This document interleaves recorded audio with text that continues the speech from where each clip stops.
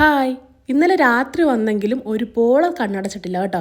ദാ ഈ കാണുന്ന കിണറാണ് ഈ പരിസരത്തുള്ള എല്ലാവരുടെയും കുടിവെള്ള മാർഗ്ഗമേ.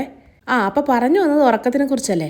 ചൂടെന്ന് പറഞ്ഞാൽ ഒരു രക്ഷയില്ലാത്ത ചൂടാണേ. നമ്മുടെ കേരളമായിട്ട് കമ്പയർ ചെയ്യുമ്പോൾ തമിഴ്നാട്ടിൽ ഭയങ്കര ചൂടാണ്. അപ്പോൾ ഇപ്പോഴത്തെ അവസ്ഥ ഒന്ന് ആലോചിച്ച് നോക്കാവുന്നല്ലേ ഉള്ളൂ. ഉറങ്ങാൻ ഒട്ടും പറ്റാഞ്ഞുകൊണ്ട് ഞങ്ങൾ ടൗണിലൊരു റൂം എടുത്തേ. കാര്യം ഒരു 11 മണിക്ക് വീട്ടിലെത്തിയിട്ട് ഒരു 1 മണിയായപ്പോൾ ശിവയുടെ അച്ഛനെയും കൊണ്ട് ഹോസ്പിറ്റലിൽ പോയിട്ടോ, കോയമ്പത്തൂർ.